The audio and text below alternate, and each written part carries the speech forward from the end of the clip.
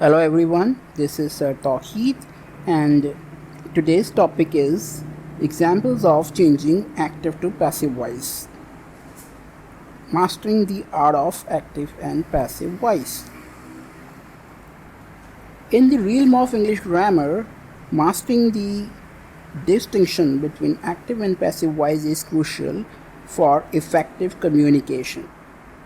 Understanding when and how to switch from active to passive voice can enhance the clarity and impact of your writing. In this video, we will delve into the concept of active and passive voice and provide comprehensive examples of how to transform active sentence into passive ones.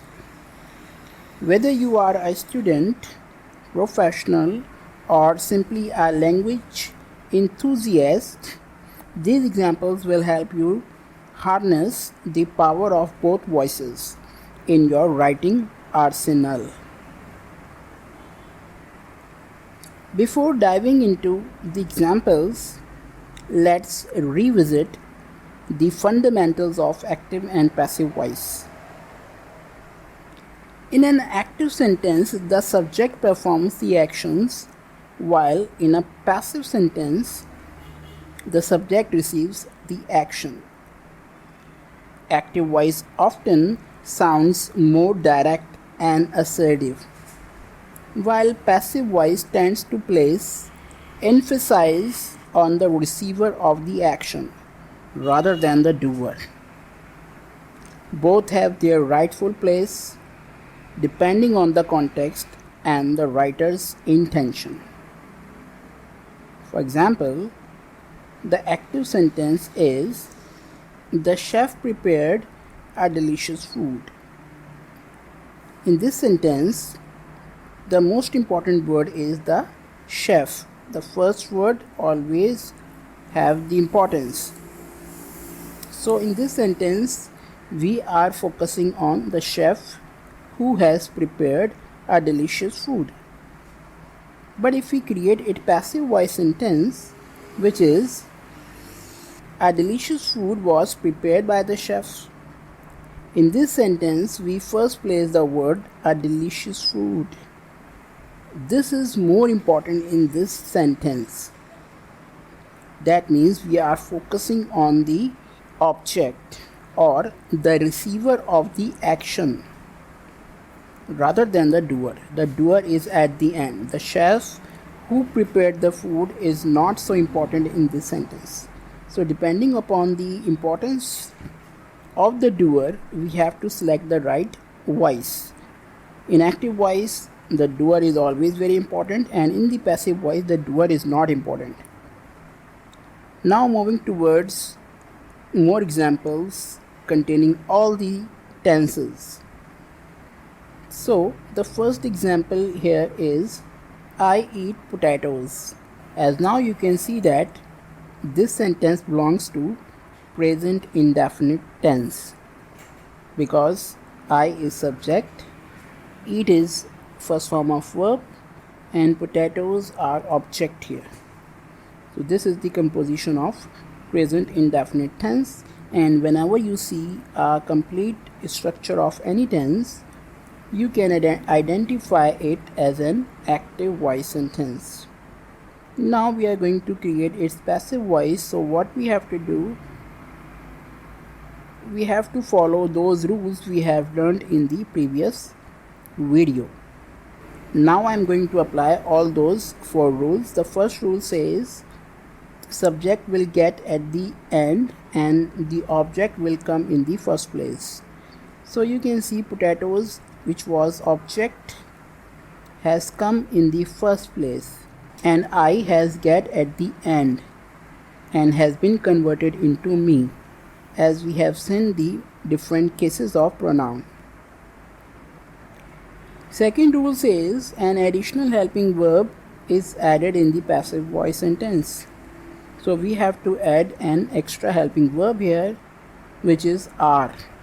So why we added are here? Because it depends upon the form of active voice sentence.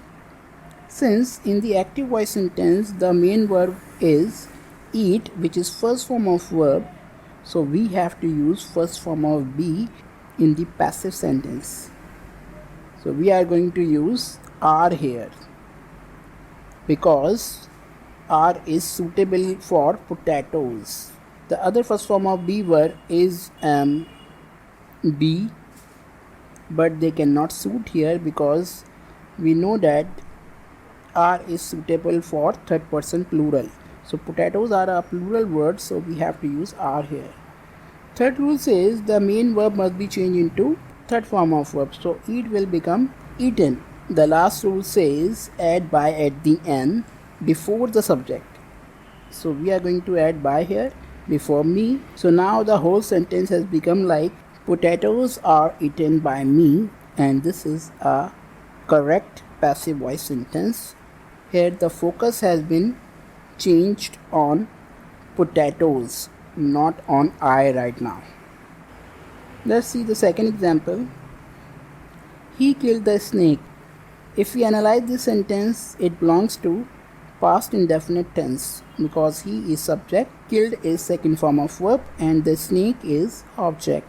So because it is a complete and proper structure of past indefinite tense, that means it is an active voice sentence. To change it into passive voice, we have to apply again the four rules. The snake will come in the first place, he will get at the end and change into him. Second rule says add an extra helping verb from be form. So as we see, killed is the second form of kill, so we have to use second form of be, which is was and were. Here we can use was because the snake is third person singular. If it was any plural word, we could use were, but as it is a singular, so we use was here. Third rule says we have to use third form of main verb. So killed will become killed because it has the same forms as second and third. The last rule says add by before the subject, means before him. So the whole sentence has become the snake was killed by him. It means now we are going to focus on the snake, not on him who did it. Next example is they are enjoying the party. Again, if we see the composition of this sentence, it belongs to present continuous tense. Now if we want to change it into passive voice sentence, again we are going to use those four rules. They will get at the end will become them. The party will come at the first place. Here we already have an helping verb are, so we have to use it again in the passive voice, but are cannot be adjusted or used with third person singular. Here the first word is the party, which is a third person singular word, so we cannot use are here. We will transform are into is because is also first form of be, so we are using an alternate of are here. Second rule is use an extra helping verb from be form. We have already used is here in place of are, but now we have to add another extra helping verb, and that will depend upon the main form of verb. Since in active sentence the main verb was enjoying, which was fourth form of verb, so we have to use fourth form of be here, which is being. Third rule says use the third form of verb, so enjoying will become enjoyed, and at the end fourth rule says add by before the subject, means before them. Now the whole sentence has become like this: the party is being enjoyed by them. Now the focus is on the party, which is being enjoyed by everybody. Now let's see the next example. You were helping him. Again we analyze first, and this sentence belongs to past continuous tense. Since it belongs to a tense, it must be an active voice sentence. This is the recognition process. First we have to identify it is an active or passive. If any sentence follow any structure of any tense, that means it is an active voice sentence. Now we are going to disturb its structure. To make it a passive voice, we are going to apply those 4 rules. Again, you will get at the end and will become you, because you has the same cases as subjective or as objective. Him will become he in the first place, as we have already read about this. Were is used in the active voice sentence, but when it will be used in passive voice, it will change its form into was, because were cannot be used after he.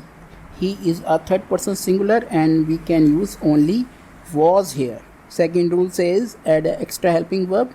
We are going to use fourth form of be, because the main verb was in fourth form, which is being.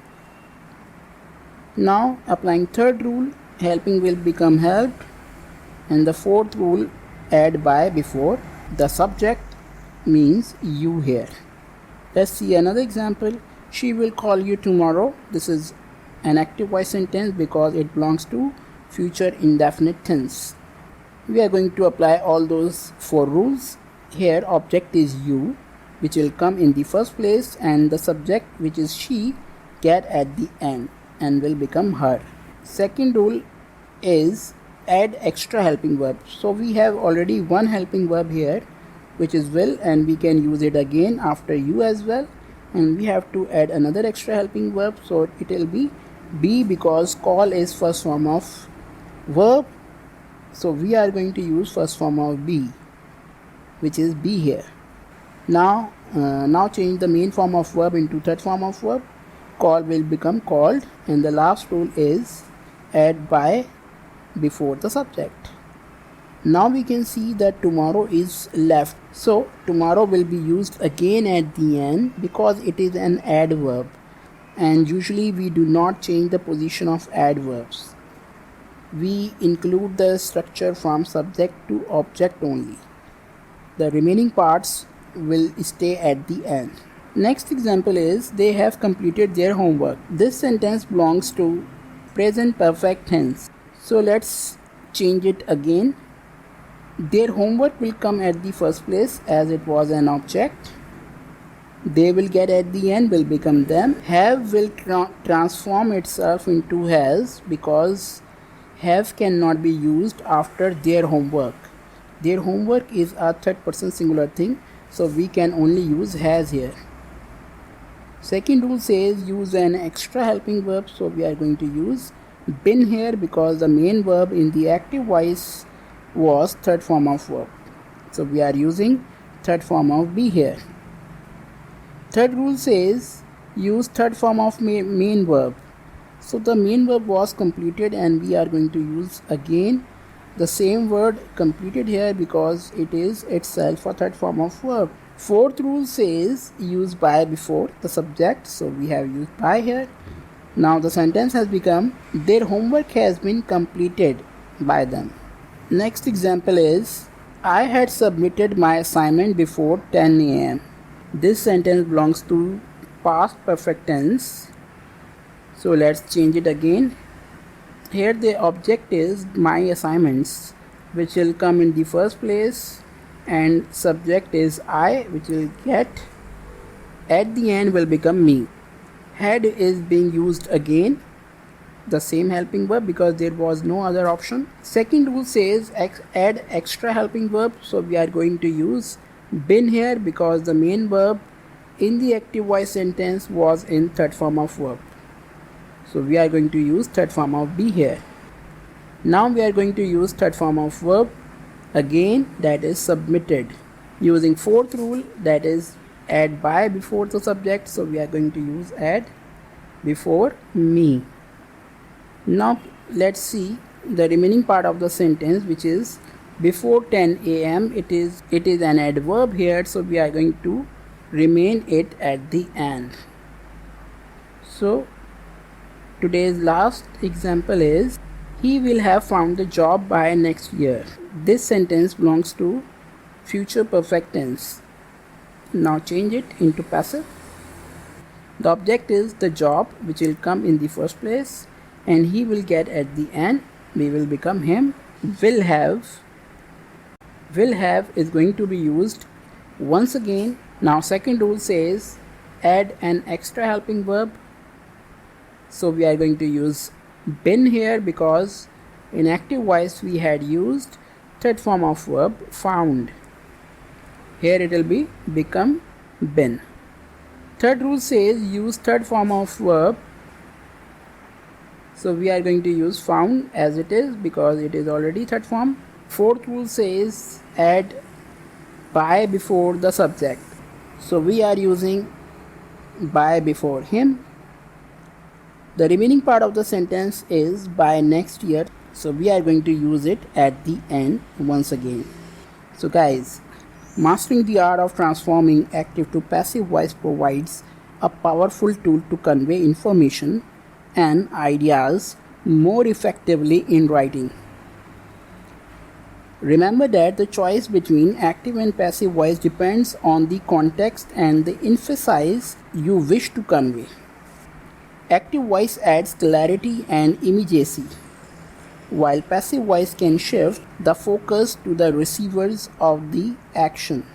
By practicing these examples and understanding their usage, you can elevate your writing and become a more adept communicator.